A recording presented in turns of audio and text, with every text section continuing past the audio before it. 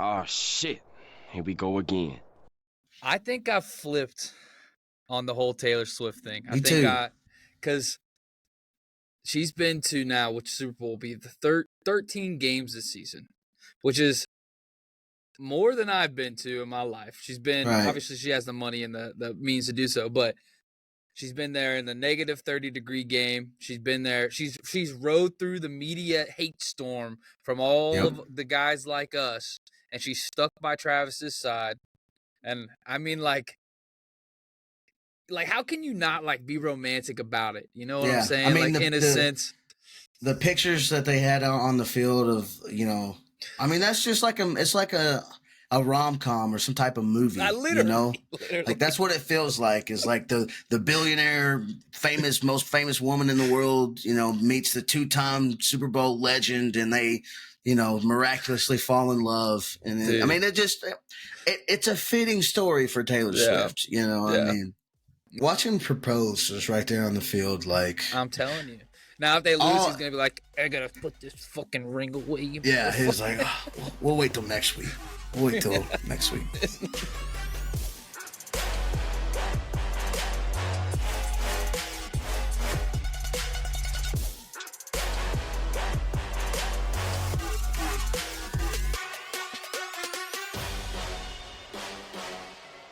All right, ladies and gentlemen, it's time once again for your favorite podcast, Real Conversations with Cozy and Murph. I'm one half of this amazing, illustrious show. I'm here with my counterpart, the amazing, the absolutely stunning, the mindful, the kind, J.D. Kozad. Got his rings on. They actually don't even fit anymore. They don't fit on my fat ass fingers. That's not a good sign, man. That's a sign I'm getting old. Ladies and gentlemen, it's good to see you. Good to be back. God damn, we're down to one football game. Sad times. It is sad times. And I don't know what exactly to do with myself. I think Kayla's like, finally, it's over. My weekends aren't consumed by football. Little does she know, baseball's right around the corner. Yeah, so, March Madness is going to be here. There's a lot. She just doesn't even know the sports cycle. Right. Maybe that's one of these episodes we should do is like breaking down the yearly sports cycle. Like February is Super Bowl. March is March Madness. April is spring training. May is MLB Open. And then the NBA Finals. Yeah, NBA Finals into, I guess, NFL OTAs. preseason. Yeah, preseason. Yep.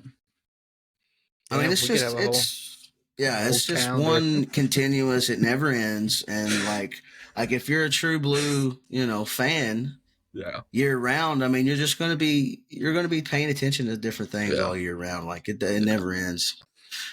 So, but football for me is the biggest one. It's my favorite. I love watching it. And I think it's the most interesting discussion. I think it's the more nuanced because there's so many different moving parts out there on a football field that, it leaves room for so many different discussions and perspectives from different angles, Yeah. Give you a little conversation piece.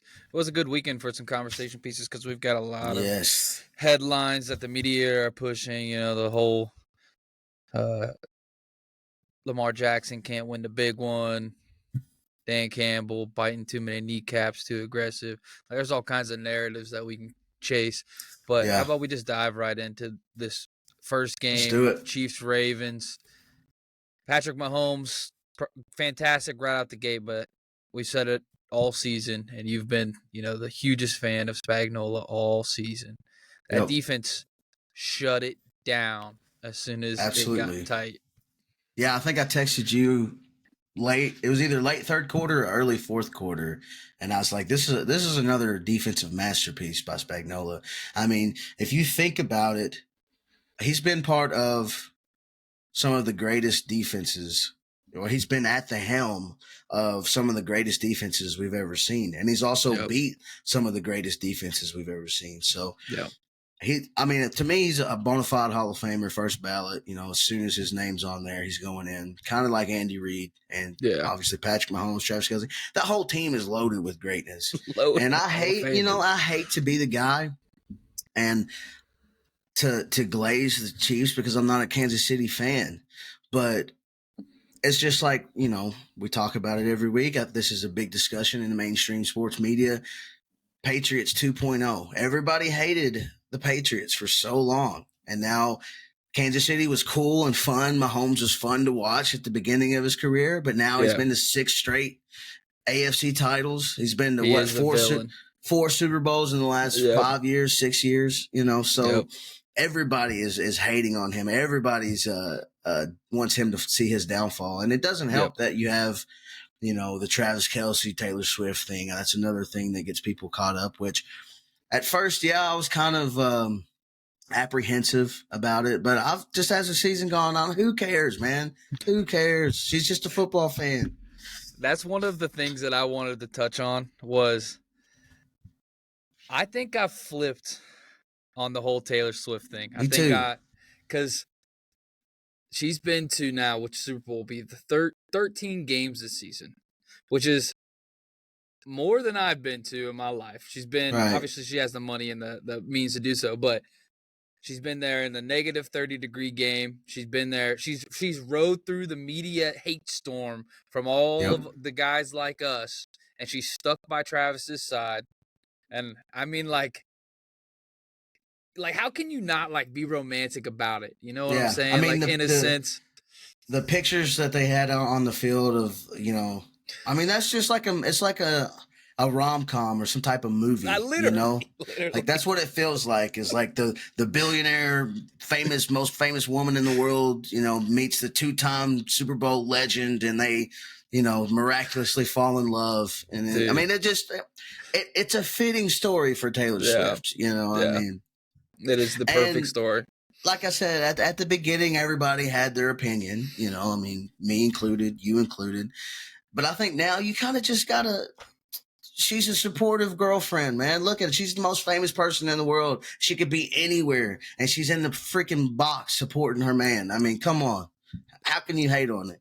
How can you hate on her? And she's got a concert in Tokyo the night before the Super Bowl. And I bet you her ass will be on a plane as soon as that concert is over, headed to the Super Bowl. So heading out to Vegas. I'm gonna ride on. I hope that they ride off into the sunset. If the Chiefs win it, I hope he proposes and it just locks it down as like the most iconic Super Bowl memory. It's like, granted, that'll take away from the football, but it'll be after the game, and it's like it all just plays perfectly into the storyline. Yeah, like he's probably watch him propose just right there on the field. Like, I'm telling you. Now, if they lose, he's gonna be like, "I gotta put this fucking ring away." Yeah, he's like, we'll wait till next week. We'll wait till next week. A little bit later. I'll catch her at the end of her tour. I mean, I don't want that to take up too much football talk, but I figured we just address that early on because I know everybody, wants to talk about Taylor Swift right now. And I mean, good on her. I'm glad that, she's probably made a lot of money. She's made a lot of money. Did you see the stat where it said they've made $330 million off of Taylor Swift? So I'm not even shocked. It is what it is. But man, the way that the Chiefs have won all year, it reminds me of the year, I can't remember what year it was, but the Patriots started off like 2-4 or something. Yeah. And I remember they got beat by Tennessee. It was like 42-10 or something. And everybody was down on them saying, they're not going to make it this year. And they end up winning the Super Bowl that year. So it reminds me a lot of that Patriots team and just the resiliency and the malleability, or they're very malleable, meaning that they can stretch and bend and flex to be whatever team they need to be that day to win.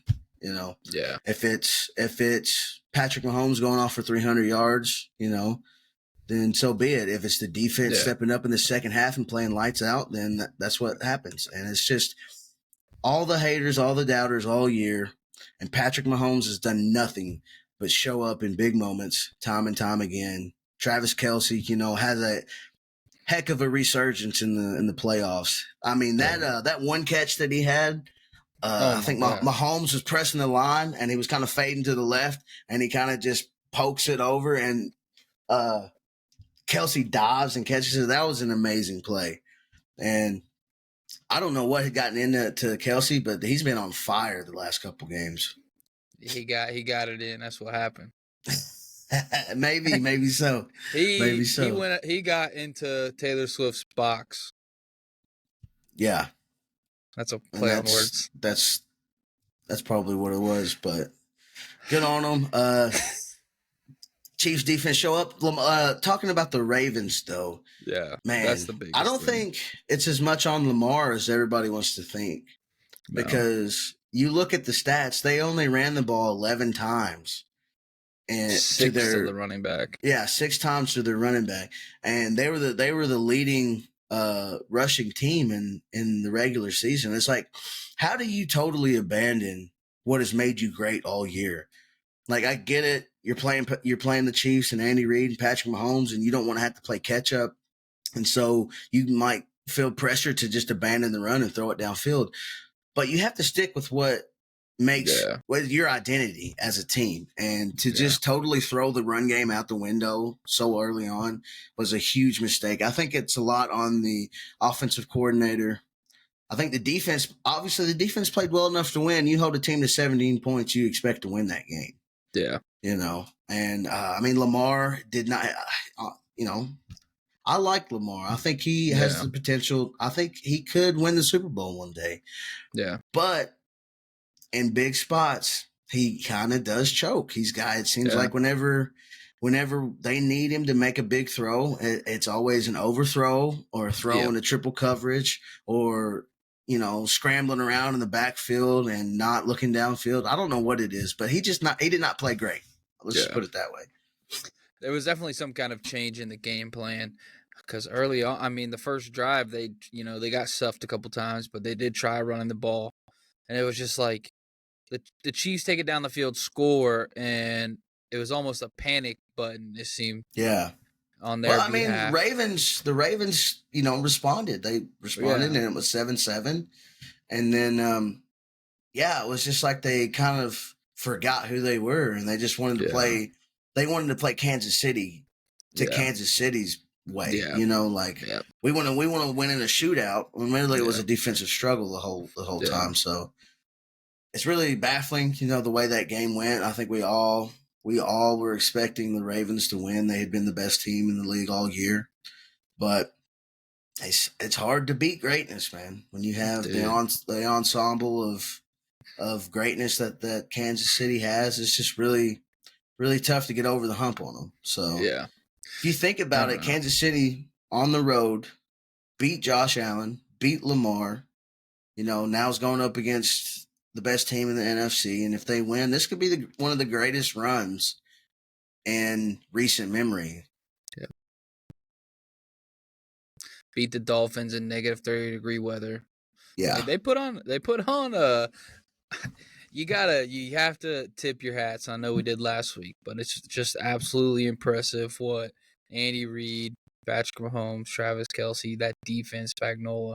I mean, this is what makes a dynasty is guys that show up every year. At this point now, you can write it off every season that the Chiefs. It doesn't matter that Harbaugh is going to the Chargers. Like, you can write up that the Chiefs will make the playoffs and they will make some noise. And at this point, you might as well lock them in for the fucking AFC Championship game, and it could come down to dice at that point.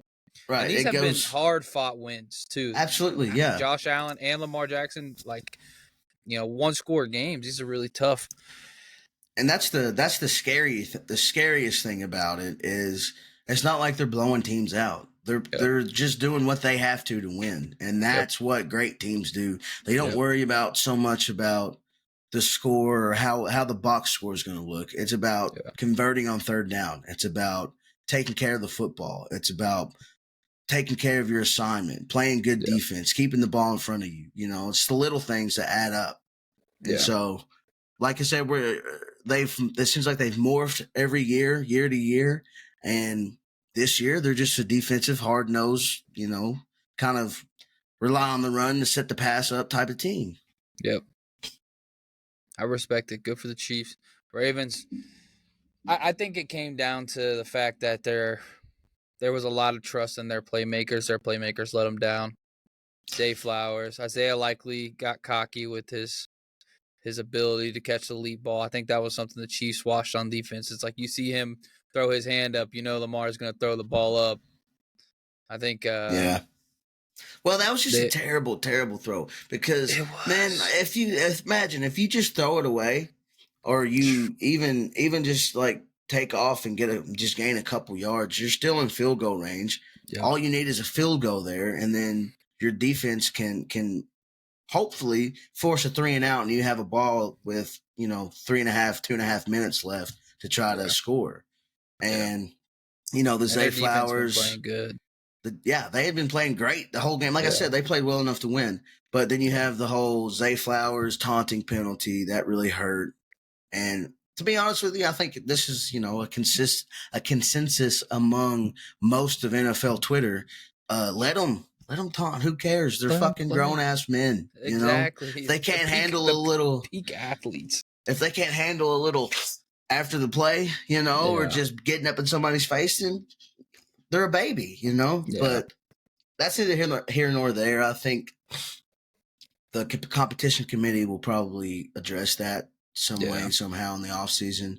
And let me ask you this. This is a little bit of a sidebar here, but what's your thoughts on the rule that if the offense fumbles the ball out of the other team's defense, that it's a touchback and the opposing team gets the ball? So I like that rule. I like it because I think it puts emphasis on if you're there, one, don't reach. Yeah.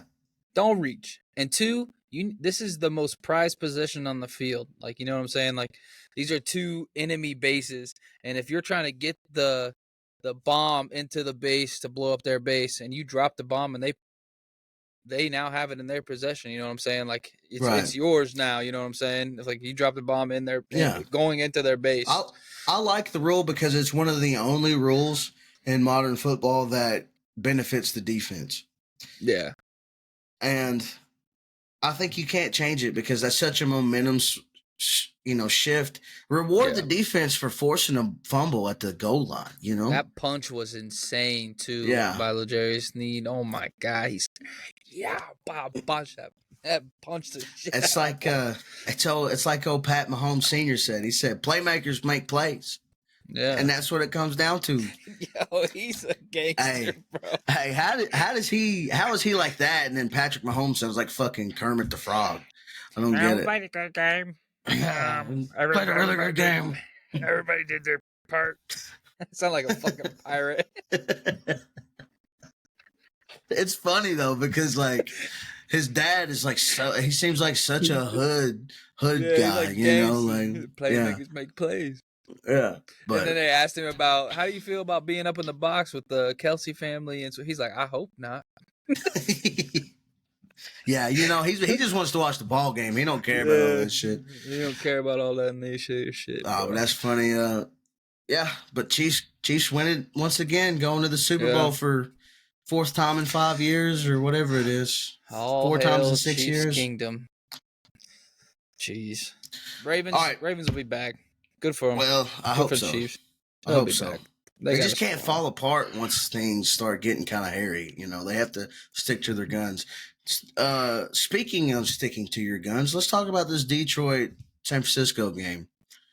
One of this is gonna haunt Detroit for a long time because the San Francisco are the type of team this year that if you have a 17-point lead, you have to protect that lead with everything you have because they are good enough. All it takes is a few plays and they're right back in the game. And we literally watched it in real time. I think, they played a great first half. Detroit did. They did a great job of keeping Brock Purdy and that offense in check and putting up a lot of points. What was confusing to me is that they had a chance there at the end of the half. It was like 4th and goal with very little time left, and they chose to take the points. They chose to kick a field goal. Yep. And it's like, okay, I think we even talked about it. It was like, that's a good decision. That's a great decision because you're going to need those points. And then the second half, you know, they do what they do. They have that 4th and 2 on like the 28 or 30-yard line, and they decide to go for it. And the receiver drops it, and then all hell breaks loose. And it was just like a total avalanche from that point on in the game. It was just like everything fell into place for the Niners to come back and take the victory. Yeah. And so I think the real discussion here is Dan Campbell. That's what most people, you know, I feel like want to talk about in this game is Dan Campbell's decision-making and also like the analytics behind it, you know. And also, let's give San Francisco credit. They made the plays. Yeah. They made the plays when they had to. Yeah. And like I said, they're a great team. You can't give them any space. There's no margin for error, especially if you have a lead. Yeah. I think this was more a Detroit Lions failure than it was a 49ers success. I can agree with that. The 49ers were supposed to do this, right? The Lions were not supposed to be in the position that they were in, that kind of lead going into halftime. And, you know, there's a mentality thing in sports, and that always comes up when we have our conversations. It's, you know, the mental side of sports is a big thing. And being the Detroit Lions, you have, you know, for the past 30 years been the absolute joke of the NFL. You know, now you're at one halftime away from the sports pinnacle in the United States, right? And probably in, not I guess FIFA, but like, you know, the biggest stage, the Super Bowl. Right. And one thing goes wrong, and you could feel the air get sucked out of the room. It was like you know, when your buddy you're playing video games with finally starts doing good, and then one thing falls out of place. Like he takes one wrong step, you know, he shoots one stray arrow, and then the whole thing falls apart. He's back to being the worst player on the field. You know what I'm saying? Yeah. So you kind of watch them. They're like, it was almost like a little kid when he's doing something really good, and he's like, "Oh, I'm not supposed to be smart yet." You know what I'm saying? Like, I don't know how to be smart. But they caught themselves in a position that they were not expecting, you know? Yeah. And I think, you know, Dan Campbell, for all, you know, the negative stuff, all the positive stuff, he still is a young head football coach. I mean, yeah. This was his 3rd year, I think. Yeah. And so he's still learning, you know, and I get, you know, the argument that, you know, you can't change your philosophy. The reason why they were even in that position in the first place, because they had been ultra aggressive all season. Like, I understand that. But also, there is some nuance to the game. When a situation arises, you have to, like I was talking about earlier, you have to be malleable. You have to flex and bend. And sometimes it's not selling out your philosophy. It's just protecting the lead. They were up 14 on that 4th and 2. And granted, also, I understand the point that their kicker's not automatic. You know, I get it. There's no guarantee you're going to hit that field goal. But I think you have to take the chance on the points, make it a 3-possession game again. Because what did it all came down to one possession. You know, they lost by 3 points. It came down to one possession. So I think you gotta just use your head a little bit there, man. Like, did you not learn anything from the Dallas game? And what made it even worse for me is they had a chance to tie it up. They were down 24-27. They had a chance to, again, kick a field goal, try to tie it up, get points, and they go for it once again and don't get it. And it's like, after that, you're done. You're absolutely done. Yep. There's no way, unless the 49ers just fumble the ball, you know, literally, which is probably not going to happen. Yeah. But man, I just think, you know, this one was on Dan Campbell a lot. It was on the receivers too. Josh Reynolds played terrible, had a terrible game. I think Goff played well. I think Laporta played very well.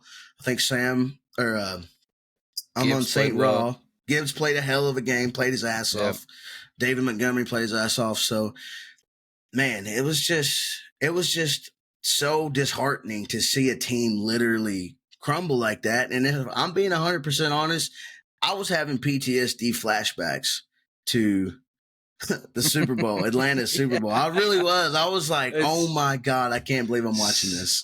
Yeah. It was very similar. It's like eerily, uncanny, similar. I felt tied to the Lions because I can't help but, really be there for the underdog. And they, you see them get out to that league. And I'm like, holy shit, they're really going to fucking do this. They're going to ride this thing all the way to Super Bowl. And then you just see everything start collapsing. You're like, it was just, I feel bad for them. I know, congratulations. Like, you made it.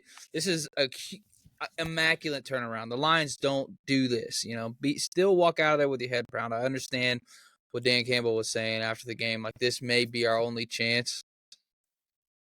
But I believe that he's saying that so these guys come in with a new attitude and say, we can't just rely on what we did this last year. We have to improve. We have to, grow. We have to come together even better to take that next step, that next leap.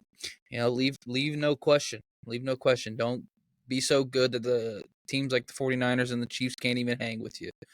I know they've got a lot of free agents leaving, but I think what they did and that environment that they created, they've now made Detroit a likable market. You know what I'm saying? Yeah. People want to play for teams that are countrywide likable. There's not anybody out there that's like, oh, I fucking hate the Lions. You know what I'm saying? Even teams in their own conference or division are like, you know what? It would be cool. We'll root for them. Yeah. It'd be all right. I'll be cool. They're the only team in the modern era to have never made it to a Super Bowl. That's incredible. That's extra depressing because they've been around since like the 50s. Yeah. But I think, and this is kind of a side tangent, but huge news coming down today. Their offensive coordinator, Ben Johnson, who is a number one head coaching candidate, decides that he's going to stay with the team for another year and run it back. And I think that's huge.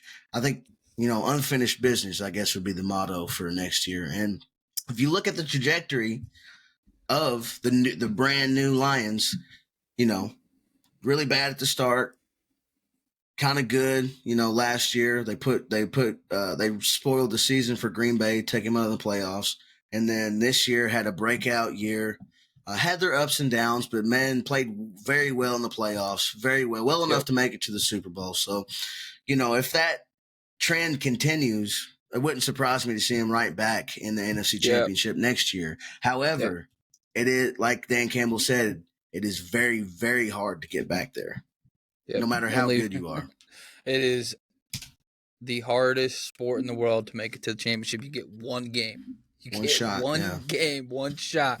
You know what I'm saying? So I still just want to give them hats off. I think side notes too, we need to talk, 49ers. Like I said earlier, it was more of a Lions collapse, but they did make the right plays at the right time. Brandon Ayuk made a absolutely amazing, incredible play. Had a touchdown catch also. Purdy looked good. Purdy did his thing. I think he's shutting up the critics. Purdy looked good in the second half. The first half he didn't look very good at all. Yeah. But tale of two halves. It's what good players do. They learn from him and make adjustments and go out and do what they're supposed to do. And he did exactly that. He's like, okay, I'm not getting the rock off passing the ball, so I'm gonna start moving around on my feet a little bit. I guarantee you, Kansas City plays spy against him. At least a little bit. At least a little bit. They're gonna make him throw the ball. I think. Also, hats off Christian McCaffrey. Dude is the best football player in the fucking NFL. I mean, it's without a doubt at this point. He is generational Hall of Fame type player. I mean, that guy is unlike anybody else. And every time I watch him run the ball, I'm like, how the fuck does he do? He's like, he's like a new school back with the old school mentality of keep the legs turning, get as many yards, fight for every single yard, and just hard-nosed football player, man. Like, you can tell he grew up in a football family, man. Just everything about him, he does everything the right way. He hardly ever makes any mistakes. and he's consistently the best player on the field every time the 49ers offense is out there. Yep. 49ers defense showed up huge in the second half too. I think that's something to tip their hats off to. They definitely were a letdown. But hey, big adjustments, big players, big teams. They make the right plays, they make the right calls. Also, hats off to my boy Kyle Shanahan. Third. This is his third Super Bowl. One as an offensive coordinator, one as a head coach. This is his second as a head coach. So I think all of America would prefer that the 49ers win just because of the recency bias against Kansas City. But if I'm being honest, and I guess we can just move on into our Super Bowl preview. I'm taking Kansas City. I can't bet against Mahomes no more. I can't do it. I did it the whole playoffs. I can't do it no more. Yeah. And it's just my luck that I'll take Chiefs minus 2.5, and then they end up getting beat. But if that's the way it crumbles, that's the way it crumbles. But I'm taking Kansas City. As much as I like what the 49ers have going on, and Kyle Shanahan and McCaffrey and Purdy and Trent Williams and all their fucking great players.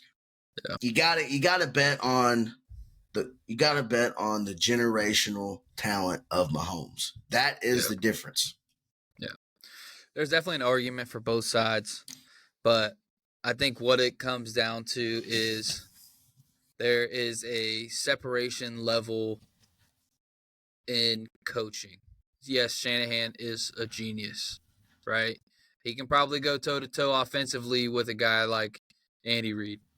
But I think the separator is that Kansas City defense. As good as the 49ers pass rushers are and linebackers, I think their secondary is a bit questionable. I think they let guys get open. Yeah. I think if anybody can hit those in routes, out routes, spots over the middle. I mean, Mahomes is going to be the guy that does it, obviously. Yeah. And it's tough to completely make an argument. I think McCaffrey will have a big day. I think it could be a shootout in the sense that, early there's a lot of points, but when it comes to the nitty-gritty, the nut grabbing time, it's going to be Chiefs locked down, shut the door. It's going to be what I love about Spagnuolo's defense is they don't hide. Yes, they have some disguises. They have some disguises in their coverage. But for the most part, it's pin your ears back and get after the quarterback. Yeah. And we're going to play one-on-one on the outside. And if you beat us, you beat us. But we're going to make your quarterback. We're going to speed him up. And I think Purdy is going to struggle with that because he just hasn't been doing it long enough to me. To me, that's what is kind of great about Patrick Mahomes is he picks up the pressure. And that's what was great about Peyton Manning. That's what's great about Aaron Rodgers. That's what's great about Tom Brady is they were so good at figuring out where the pressure's coming from and throwing to that spot. I mean, I know I sent you what's that guy's name on YouTube? JT O'Sullivan or whatever, the quarterback school. That's what he preaches all the time. Somebody comes from that area, you fucking throw it right there. Fill the hole. Yep. Exactly.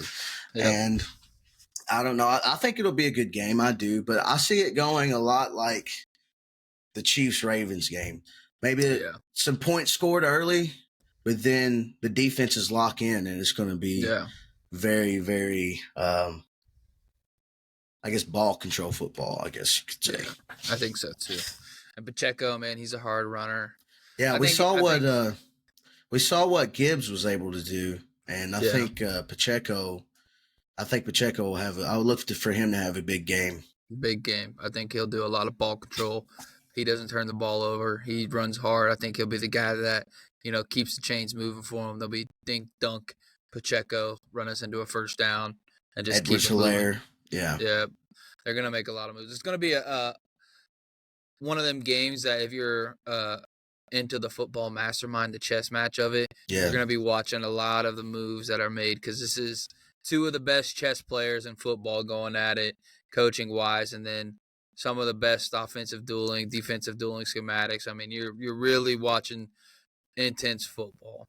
Yeah, I think we got to mention Steve Wilkes too. That's the defensive coordinator for San Francisco. They've had their ups and downs, but for the most part, they've been a really solid defense. Their front seven is really good.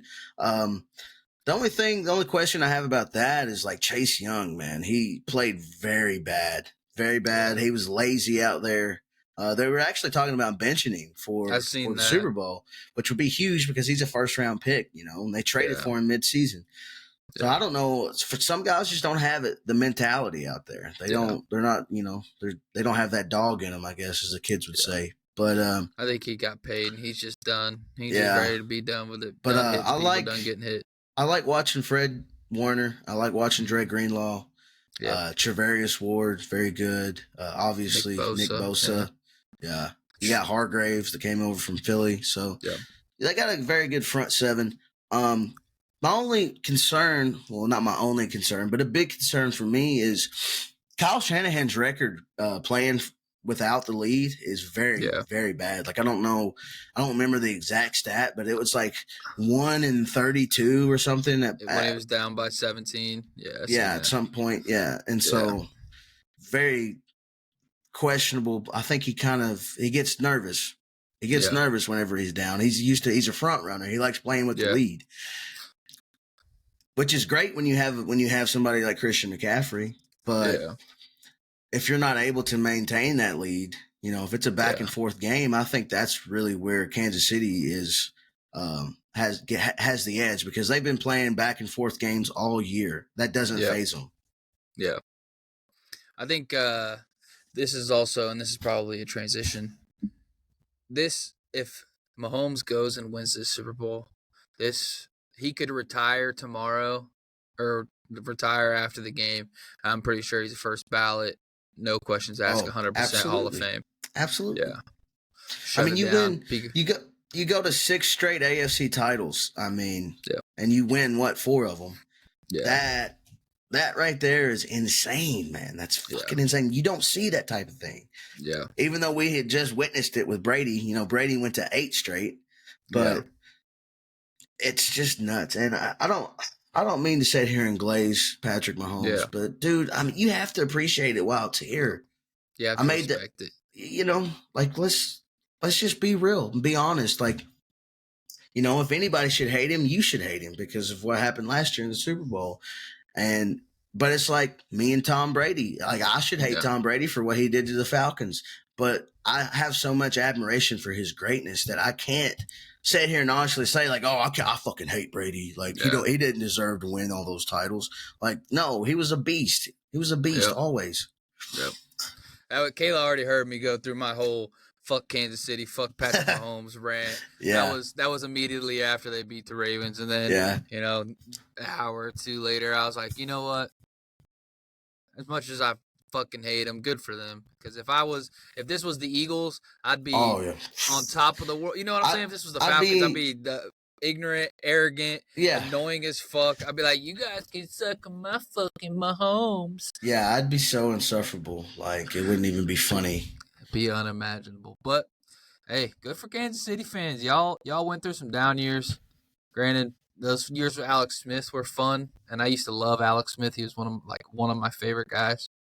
But I just don't know how you. I don't think Kansas City had been back to the Super Bowl before the Patrick Mahomes. I don't think they had been back to the Super Bowl since the first Super Bowl. Nope. Is that right? Yep. Because they were in Super Bowl I against Green Bay. And then I don't think they ever made it back until they made it with Patrick Mahomes. For a long time. Kansas City was. So I mean, it was a long time coming, and you don't see generational talent like Mahomes anymore. Yeah. And I know there's a lot of good young quarterbacks in the league right now, but there's nobody on Mahomes' level, and that's just being 100% objectively honest. As much as you like to say Josh Allen could compete, or Purdy or whoever. Yeah. Now on the flip side, if Purdy is able to win this game, what does that mean for his legacy? Mr. Irrelevant, last pick of the draft. Nobody thought he was going to amount to anything, and then he ends up winning the Super Bowl 2 years in. It would put him in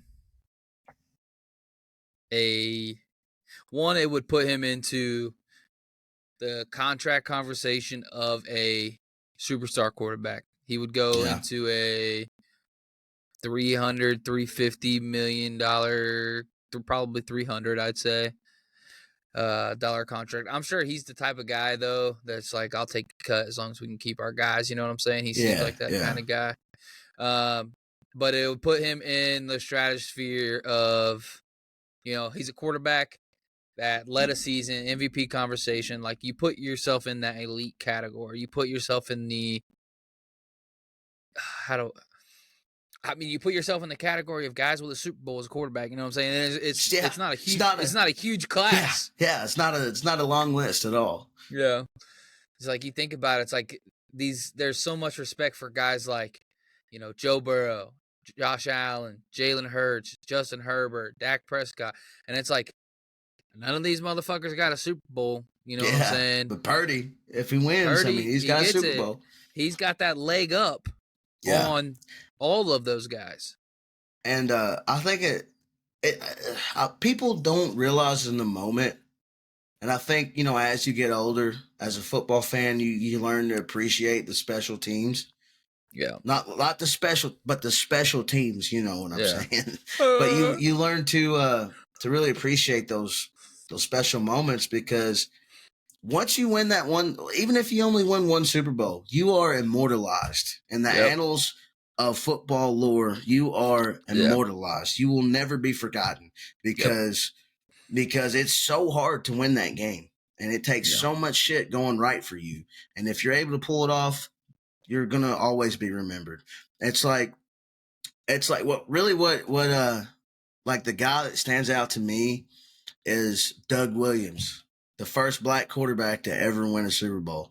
And it was like, I think it was in '88, maybe, or I don't know. It was like back in the '80s. But he wasn't like a superstar. He wasn't great, but he was able to win a starting quarterback position, and he took that team all the way to the Super Bowl and won it. And never really made any noise after that. But guess what? We all remember him, because he was, not only was he the first black quarterback, but he got the job done. Yep. And so think about guys like Nick Foles. I mean, he never really had a career, didn't have a career afterwards, but one run. One Super Bowl MVP, magical run, and you got a statue in downtown Philadelphia, right beside Rocky Balboa. You know what I'm saying? Like, that's what this stuff means. You're talking about the pinnacle of American sports. So you go out and win this. In Mahomes, they'll have a fucking 50-foot gold statue of him one of these days. I'm telling you, he'll be opening the gates. Yeah, he's gonna own the Kansas City Chiefs one day, probably. Probably. They'll probably just ask him to just sit up in the box and watch every game as he gets old. I could see him. I could see him being a great GM. Oh yeah. He knows how to make like a team work. You can tell he's got the right idea for guys that fit a scheme and a style.